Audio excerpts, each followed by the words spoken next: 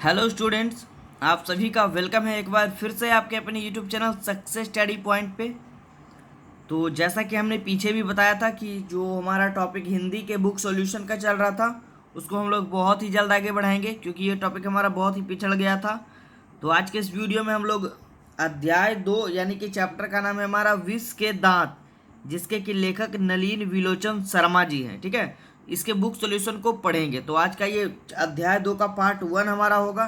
ठीक है, तो आप सभी बच्चे जो भी चैनल पर न्यू होंगे या पुराने बच्चे, जिन बच्चों ने अभी तक चैनल को सब्सक्राइब नहीं किया है, सब्सक्राइब कर दीजिएगा और बगल में घंटी वाला आइकॉन होगा उसको दबा दीजिएगा, ताकि हमारा जो नया वीडियो आएगा उसका नोटिफिकेशन आपको मिल जाएगा। ठीक है, तो चलिए स्टार्ट करते हैं आज के टॉपिक पे। ज़्यादा देर नहीं लेंगे आप लोग का समय और पहले क्वेश्चन पे आते हैं डायरेक्ट। सबसे पहला हमारा टॉपिक है, कह रहा देखिए इस चैप्टर के विष के दांत का पहला टॉपिक कि कहानी के शीर्षक की सार्थकता स्पष्ट कीजिए। आपको बुक में ये क्वेश्चन दिख रहा होगा पहले नंबर में। तो चलिए इसके आंसर को जान लेते हैं। किस कहानी की बात हो रही है हमारा इसमें? इसकी बात हो रही है यानी विष के दांत की। तो इसका राइट आंसर होगा कि विष के दांत नामक शीर्षक कहानी के लेखक जो कि आचार्य नलिन विलोचन शर्मा हैं, और यह एक मध्यम वर्गीय अमीर घराने की अत्यंत महत्वपूर्ण सामाजिक कहानी है। ठीक है, देखिए एक और टॉपिक यहाँ पे क्लियर होता है।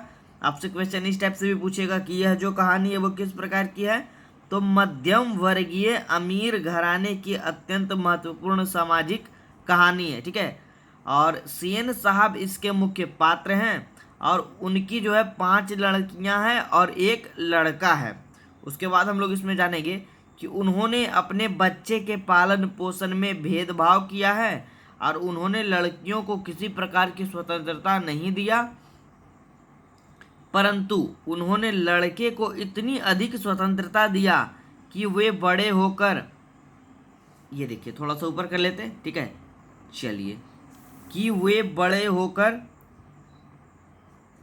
पूरे समाज के लिए विष के दांत बन जाएं।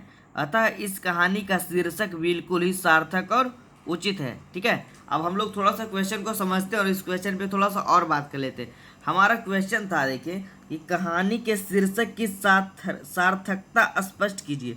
कि क्या इस जो कहानी का जो शीर्षक है, यानी शीर्षक हमारा क्या है जी, देखिए ऊपर विष के दांत, या कहने का अर्थ यह सही है या नहीं, ये लेखक के द्वारा इस क्वेश्चन में स्पष्ट किया गया। तो इसमें यही स्पष्ट होता है कि ये जो इस कहानी का जो शीर्षक है वो बिल्कुल ही सार्थक और उचित है, क्योंकि इसमें इसी पर चर्चा की गई है पूरे चैप्टर में। ठीक है, चलिए आगे बढ़ते हैं दूसरे नंबर प्रश्न की ओर। तो देखिए दूसरा टॉपिक हमारा क्या कर रहा है उसको हम लोग इस चैप्टर में पढ़ेंगे। दूसरा क्वेश्चन हमारा है जी, ये देखिए, कह रहा है सेन साहब के परिवार में बच्चों के पालन पोषण में किए जा रहे लिंग आधारित भेदभाव का अपने शब्दों में वर्णन कीजिए। ठीक है, तो जो भी बच्चे नोट्स बना रहे हैं वो अच्छे से नोट करेंगे या स्क्रीनशॉट लेंगे। ठीक है, और जिनको नोट्स चाहिए वो हमारे व्हाट्सएप नंबर से कांटेक्ट करके परचेस कर सकते हैं। तो चलिए इसके आंसर को जानते हैं कि सेन साहब के परिवार में बच्चों के पालन पोषण में किस प्रकार से लिंग भेदभाव किया जा रहा था। इसका आंसर होगा, देखिए, कि सेन साहब के परिवार में बच्चों के पालन पोषण में स्पष्ट रूप से लिंग आधारित भेदभाव अर्थात लड़का लड़की में अंतर किया गया है, जैसा कि इस चैप्टर में बताया गया है। सेन साहब लड़कियों को हमेशा संयम और संलीनता का पाठ पढ़ाते रहे, जबकि लड़के के लिए उन्होंने कोई भी बंदिशें या फिर कानून नहीं थी। ठीक है, या कोई भी कानून नहीं बनाया था।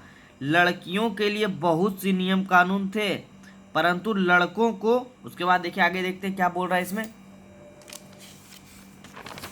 ये देखिए,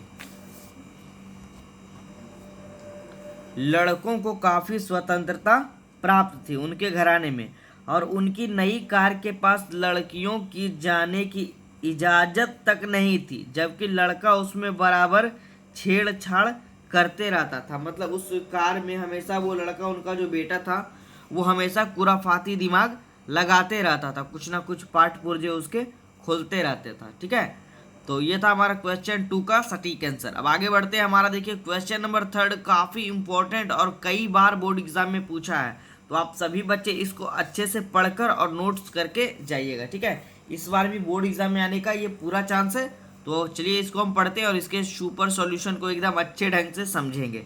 प्रश्न हमारा तीसरा कह रहा है, खोखा किन मामलों में अपवाद था। जो इस चैप्टर का मुख्य पात्र है, सेन साहब का जो पुत्र था खोखा, ठीक है। तो चलिए इसका आंसर होगा कि इस कहानी में वर्णित स्थिति के अनुसार सेन साहब को 5 लड़कियां और एक लड़का था, ठीक है। और लड़के का जन्म तब हुआ जब उसकी कोई भी उम्मीद सेन दंपति को नहीं रह गई थी। इस तरह वह अपने जीवन के नियम का भी क्या माना जाता था, अपवाद था। और पुनः वह लड़का अपने घर के नियमों का भी अपवाद था। ऐसा क्यों था? क्योंकि वह अपनी शांत, संयम और सुशील 5 बहनों के विपरीत, मतलब जस्ट उसके अपोजिट हुआ। वो मनबड़ू और शरारती था, ठीक है। तो सबसे पहले तो वो अपने जीवन का भी अपवाद था कि उनके घराने में कभी सोच भी नहीं रहे थे कि हमें जो है वो ये लड़का होगा। और एक और इसमें अपवाद था कि वह जो 5 लड़कियां उनकी थी, उसके बाद ये हुआ था खोखा नाम का जो इसका लड़का था, वो जो था एकदम ही विपरीत, मतलब इनके लड़कियों के विपरीत। लड़की जो थी उनकी वो बेहद ही सुशील और संयम किस्म की थी, ठीक है। और उनका जो लड़का उनके एकदम विपरीत हुआ, मनबढ़ू और शरारती और बहुत ही बदमाश हुआ। तो इस चैप्टर का कहने, इस क्वेश्चन का कहने का अर्थ यही हुआ कि खोखा इन्हीं सभी मामलों में क्या था, एक जीवन का अपवाद माना जाता था, ठीक है। तो आप सभी बच्चे इस क्वेश्चन को समझ गए होंगे। आप समझ कर भी इसके आंसर को एग्जाम में लिख सकते हैं, ठीक है। ऐसा नहीं कि आपको सिर्फ यही वाला टॉपिक लिखना है, बस आपको समझ कर लिखना है कि खोखा एक बहुत ही मनबढ़ू और बहुत ही शरारती बालक था, और जो कि अपने 5 बहनों में एक बेहद ही शरारती था, 5 बहनों में, ठीक है। चलिए अगले क्वेश्चन की ओर बढ़ते, क्वेश्चन नंबर 4 की ओर। आप सारे, और यहाँ पे आप सारे बच्चे हमें नीचे जो कमेंट बॉक्स हमारा दिख रहा होगा उसमें कमेंट कर सारे बच्चे हमें बताएंगे कि आपको ये टॉपिक कैसा लग रहा है, ठीक है। क्योंकि बच्चे का कमेंट नहीं आता है तो हम थोड़ा सा वीडियोस लाने में थोड़ा वो हो जाते हैं, ठीक है। तो आप सभी बच्चे हमें कमेंट करके लिखिए कि आपको ये वीडियो कैसा लग रहा है और आगे आपको इसी तरह के वीडियोस क्या चाहिए, ठीक है। चलिए अगले क्वेश्चन की ओर बढ़ते हैं, चौथे नंबर की ओर। तो आप लोग सभी बच्चे सक्सेस स्टडी पॉइंट को जरूर सपोर्ट करिएगा। आपके लिए हम बहुत ज़्यादा कुछ मेहनत कर रहे हैं, तो आप लोग का सपोर्ट बहुत ही मायने रखता है हमारे लिए। क्वेश्चन नंबर 4 हमारा है, सेन दंपति, ठीक है, सेन जो परिवार थे सेन साहब, यानी सेन दंपति खोखा में कैसी संभावनाएं देखते थे और उन संभावनाओं के लिए उन्होंने उसकी कैसी शिक्षा तय की थी।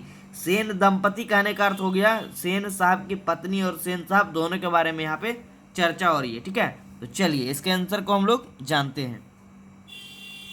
इसका देखिए आंसर होगा कि सेन दंपति अपने इकलौते बेटे, इकलौते का मतलब हो गया एकमात्र बेटा, ठीक है, इकलौते बेटे खोखा, जिनका नाम क्या था, खोखा, में इंजीनियर बनने की संभावना देखते थे। वो सोचते थे कि मेरा बेटा क्या बनेगा, इंजीनियर। और खोखा की हर एक गलतियों में सेन साहब को इंजीनियर का गुण नजर आता था। मतलब उनका बेटा कुछ भी शरारत करता था, मान लीजिए उनके गाड़ी के पार्ट पुर्जे को वो खोल दिया, कुछ नुकसान कर दिया, तो उनको लगता था कि ये तो इंजीनियर का काम जो है कर रहा है, ठीक है।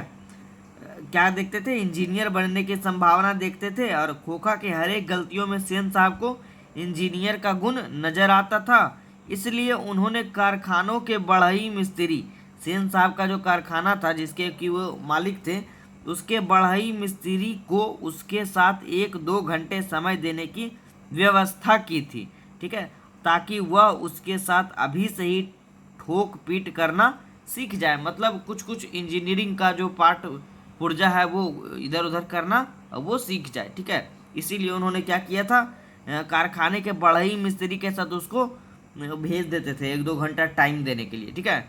तो ये था हमारे क्वेश्चन नंबर 4 का सॉल्यूशन, ठीक है। तो चलिए ज़्यादा वीडियो को लंबा नहीं ले जाएंगे और आज के इस टॉपिक में हम यहाँ ही रहने देते हैं। इसके अगले पार्ट को आप ज़रूर देखिएगा, बहुत ही जल्द चैनल पे हम अपलोड करने वाले हैं। बस आप लोग सपोर्ट बनाए रखिए और सक्सेस स्टडी पॉइंट पे बने रहिए, ठीक है। और जो भी आपके भाई बहन वगैरह हों उन्हें ज़रूर बताइए, बोर्ड एग्जाम की तैयारी अगर उन्हें करनी है क्लास 10th की, तो यहाँ पे ऑल सब्जेक्ट हमारे चैनल सक्सेस स्टडी पॉइंट पे ऑल सब्जेक्ट की तैयारी जो है वो करवाई जा रही है, ठीक है।